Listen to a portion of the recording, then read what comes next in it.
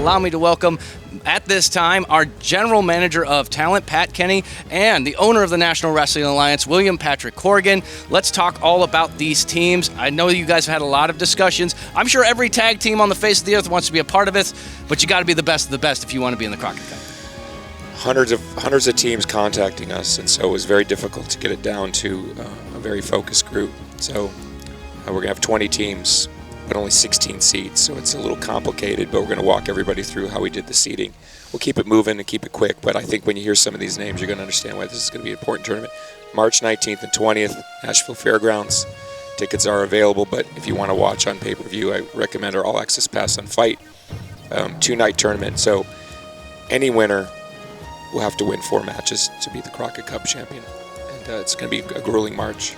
I'm sure it is. Go ahead, Pat.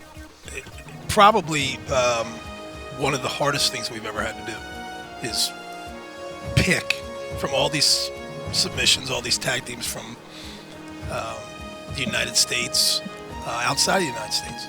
So it just shows you the growing up as a kid, I watched the Crockett Cup. Screw Billy did, you did, and the name still resonates. Still has juice on the street, as they would say. Yeah, that's why we have to fit it into 2 nights. We couldn't do it all in one night, but I think we got to get right to it. Who's our first seed? Well, I think the obvious pick, of course, is the NWA World's Tag Champions, La Rebellion. They've held the titles for a while, and it's just obvious. I mean, you hold those titles, and they defended against guys of every size and acumen, so they certainly deserve to be the 1 seed. All right, that's number 1. Yeah, Pat, go ahead. Layup. Yeah, that one. If they're not the number 1 seed, we go home. It's over. If our World Tag Team Champions are the number 1 seed, what are we doing? What are we doing here? Well, then it pushes you in that awkward position, because now who do you put in at number 2? Well, the Briscoes. Easily one of the most storied tag teams of this particular generation, or any generation. I'm a personal fan of them. They bring something to the table that only they bring. I put them up there with the Hardys as a sort of a legendary this generation tag team where they're a must-watch. So just start right there. La Rebellion in the 1 seed, Briscoes in 2. Just that alone is a marquee matchup. So, when you put all this talent together under one roof, no less than 20 teams. So, yeah, it's going to be interesting. Little backstory on the Briscoes, just because I have a natural connection. So I grew up in Delaware. They grew up in Delaware. The guy who broke me into the business, Jim Kettner, also broke the Briscoes into the business. And when I was in ECW, I came to a show to meet them specifically. And I remember meeting them and just seeing the look in their eyes of young lions. And now they are arguably the kings of the tag team jungle. And them at 2 and our tag team champions at 1, I'm just saying. A main event match right there, but we got to keep moving. What's number 3? Well, number 3 is going to be OGK. That's exciting right now. Let's move on to number 4. Well, number 4 is really complicated because with Nick now set to face Matt Cardona for the NWA World's Heavyweight Championship, I know Doug Williams really wants to be in this tournament and was looking forward to it. And Doug, of course, is one of the greatest tag team wrestlers ever. So we're going to keep Doug Williams in at 4. I'm not sure who he's going to get, but I'm sure he'll find a credible tag team partner. And so I'm very comfortable with Doug Williams at 4, and we'll see who comes in as his partner. Keep your eye on that situation, because that could get real interesting. Yeah. Real interesting. He's been in the business a long time. I'm sure he's got a lot of friends. Long time. A lot of friends to choose from. Let's move it on, though. Number 5. Strictly Business. Haven't held the gold for a while, but certainly Adonis, who's just lost the national title, and Latimer, who seems to be on the ascendancy, although he lost to Nate Aldis. Again, I feel very comfortable with Strictly Business at 5. I mean, they've been a mainstay in the tag division for a while, and 2 tough men. So, the thing about the tournament is you can look at maybe at the record and see where they've been, but then when you think Latimer and Adonis in a tournament style, with the physicality and their ability to withstand punishment, and both men can finish, right? It's like having 2 great shooters on a team, like Golden State or something, right? It's like both guys can finish.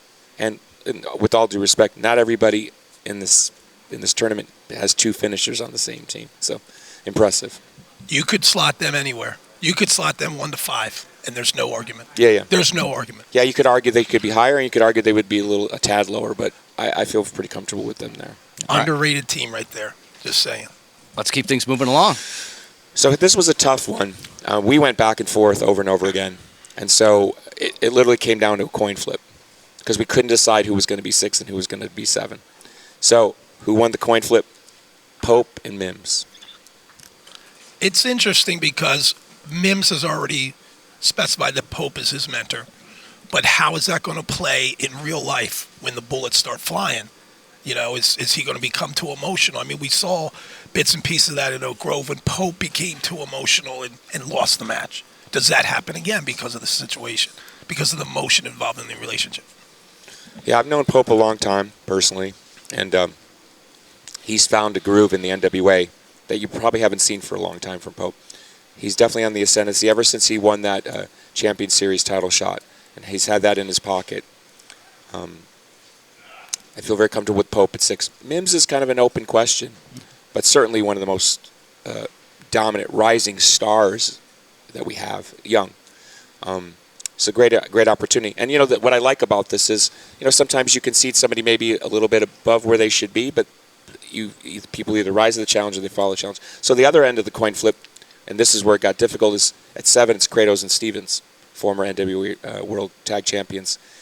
But the back and forth between them, the issues with Kratos, with Stevens' behavior, Stevens' very erratic behavior, but certainly as former tag champions, you certainly have no problem putting him in at 7.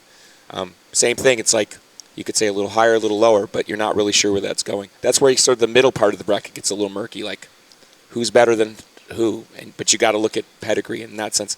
Aaron, long-time success. Kratos, absolutely on the ascendancy on the wrestling, in the world of sport, of wrestling.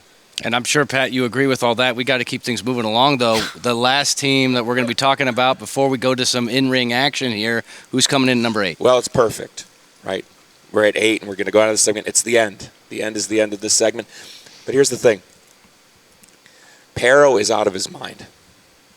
I would probably rate them higher, but he's out of his freaking mind, as we would say. Odinson, that's an interesting one, because you look at that guy and say, that guy's a bust-out star. But those two are very, very tightly knit. And in my occasional discussions with them, any suggestion of splitting them in any direction. So in this tournament, their bond, their unshakable bond to one another, that's a strength. Because, again, you could say, well, maybe a bit lower given the record and kind of where they've been. But two powerful guys. And watch out for Odinson. High upside.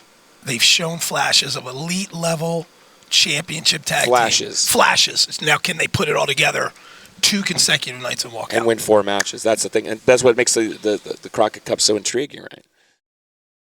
It's back. The NWA presents the return of the Crockett Cup Tag Team Tournament live on pay-per-view from the historic Nashville Fairgrounds Saturday, March 19th and Sunday, March 20th. No less than 20 teams, 2 nights, 1 massive event. Scheduled to appear are NWA World Tag Team Champions La Rebellion, the Briscoe Brothers, the British Invasion, Strictly Business, and many, many more. Tickets are on sale now at NWATix.com. That's NWATix.com. Who's coming in at number 9? Well, as Luke Hawks likes to point out, they're the only father-son tag team in all of professional wrestling. Hawks every. PJ, the son of Luke, who's a fantastic professional wrestler, but PJ really reminds me of a young Vern Gagne. Not that I was around. I'm a little bit older now, but I wasn't around for Vern. But I've seen enough, and I grew up in Chicago and saw a lot of Vern as a personality. Keep your eyes on PJ. This is an perfect test, as you've seen in the best seat of the house here at ringside. PJ Hawks has uncommon strength, and then again, you look at a tag tournament, you got to win 4 matches over 2 nights. That bond between father and son is, you might see something out of Hawks that you wouldn't necessarily see in just a straight up one-on-one matchup, because those two can dig deep in ways that basically nobody else in the tournament can do. There's you have kids. I have kids. There's a different bond with kids. Yeah, you love them, you hate them, but right? You love them, hate them, but But that bond and that emotion and that love spills into the ring. what's interesting, this is just me pontificating, but I think if Luke Hawks trusts PJ in a way that he's never trusted him before, not saying he doesn't trust his son, but if he really gets him behind and understands that his son is about to bust out and be a star in this sport, I think they could go pretty far in this tournament. PJ's the flash, Luke's the muscle. That's an interesting dynamic. Yes. I like it a lot. Let's move on. Number 10. Well, Velvet Sky's favorite team, the Dirty Sexy Boys. Shh. Look, JTG, it took him a hot second here in the NWA to find kind of his spot, to use the insider term. And certainly a talented guy, but he's been through some things in the last couple of years that's very public. Obviously with the passing of his former partner, and God rest his soul. The minute Dango came in, you think like JTG and Dango, instant chemistry. And in both cases, long careers, right? Perfect shape. Both guys have a lot of kind of power and wrestling savvy, wrestling IQ. That's an interesting, that's what I'm saying. That's what I like about this. Is like you look at them and think they could go pretty far. Could they win it all? They could surprise you, but you think they could certainly win. And that's what I like about this tournament. It's like the balance in it, and that's why we debated about this for so long. So if you were to look at Vegas odds, let's say Vegas odds on the board, right, and they would probably be going off at about 25-1, but they would probably be the best, for me, the best return on investment because they could win. I mean, they could win it. A lot of experience. They could win it. Yeah. A lot of experience. They could win it. And they really gel together like peanut butter and jelly. Yeah, and it's really great. And they still have more time to gel together. So what's going to happen? Okay, 11, right? 11. Mm-hmm. That's where we're at. Okay, this is where Mr. Cardona winning the championship is already rearing his head. We had somebody in the slot. He's brutal. He forced us to force somebody out of the tournament who had the spot. Really? Booked, ready to go. He's got it. He's got his own tag team now, and they're called, get this, the Cardonas. Is Matt in it?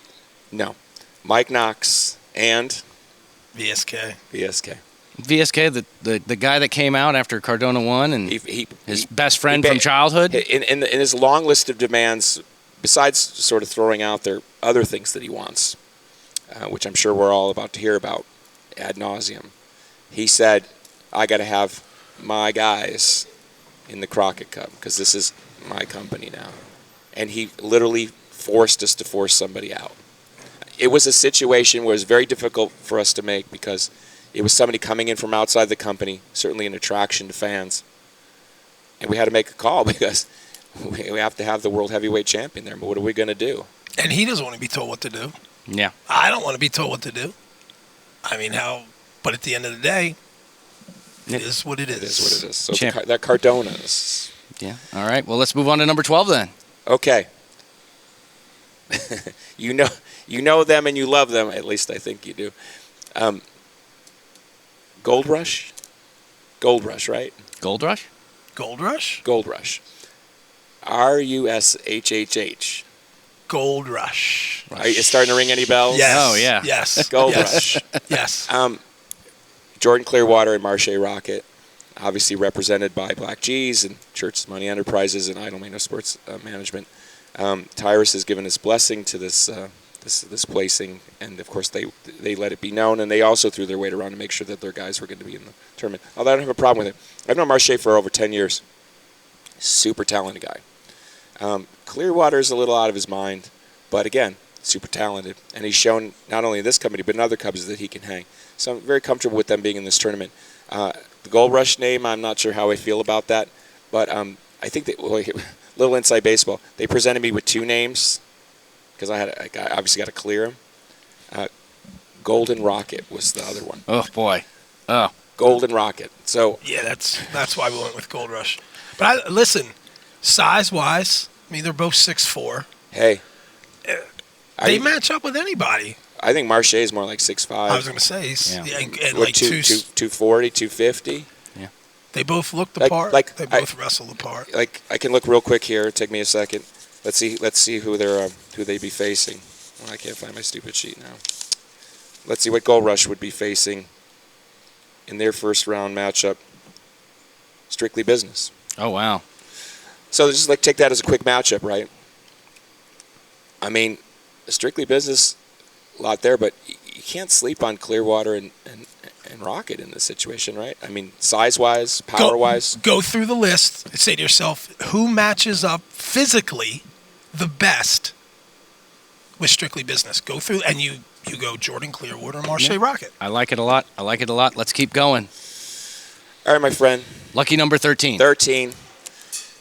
You know, I know it's hard to believe. There is a charitable side to me. They begged, they cajoled, they emailed, they sent Instagram DMs, the ill-begotten.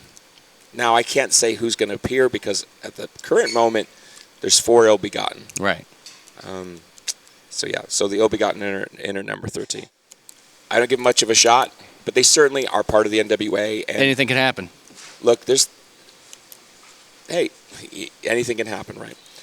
14, well, that is the Fixers. They didn't really beat anybody. You know what I mean? They caused a lot of problems. Bracket buster. Yeah. There's your bracket buster. Okay, so last two, 15 and 16. 15, I'll let you take that one. So because of all these submissions, we basically figured that, you know what, we're still going through them. We're going to figure out separately the 15 seed. Okay? That may be a coin flip. That may be a resume. However we're going to do it. We're going to figure out out of all these submissions, which one goes in. Because we've gotten hundreds. It's just literally hundreds of and submissions. they're still coming in, and we don't want to cut it off yet. And then 16 will be a play-in type of match. A four-way. Oh. A four-way. So the first match of Crockett Cup will be a four-way, and then whoever wins that will go in as the 16 seed. So they would have to actually win 5. But I like the opportunity. Because let me tell you, as soon as we opened up and said, hey, do you want to be in the Crockett Cup? I mean, hundreds and hundreds of submissions all over the world, literally. Yeah, there's the guy getting the. So we like that in that it gives 20 teams an opportunity, and anything can happen. One thing people often overlook, and they do stuff on paper, but injuries play a huge part. As we saw in the match with Trevor Murdoch and Matt Cardona, I mean, Trevor was legit injured, and you might have played that match straight up 10 times, and Trevor wins 8 out of 10, but that injury really played into it. We'll never know, right? That's why we play the game.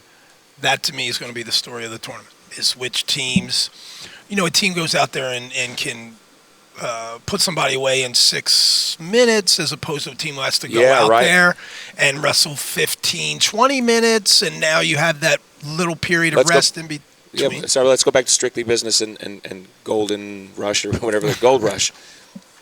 Hey, let's say Strictly Business beats them in the first round, but it's a 18-minute match, because Marche in particular, very physical man. Absolutely. So that's where it gets, you can't, that's where the arduous process of having to win 4 matches. It might come down to some of the vets might take chances they wouldn't otherwise take in a singles matchup to try to blow through guys quicker. They might blow themselves up. So I'm really looking forward to it. The younger guys may say, let's stretch it out, let's make them work, let's tire them down, and then that's going to increase our spots. Exactly. Yeah. Yep. Yeah. So again, 2-night tournament. That's the bedrock of this event. But then also we're going to have world heavyweight title match. Camille will defend her title. The women's tag champions will be defending their titles. Tyrus will be defending his television title. So it's going to be a stack-loaded card. It's back. The NWA presents the return of the Crockett Cup Tag Team Tournament live on pay-per-view from the historic Nashville Fairgrounds Saturday, March 19th and Sunday, March 20th. No less than 20 teams, 2 nights, 1 massive event. Scheduled to appear are NWA World Tag Team Champions La Rebellion, the Briscoe Brothers, the British Invasion, Strictly Business, and many, many more.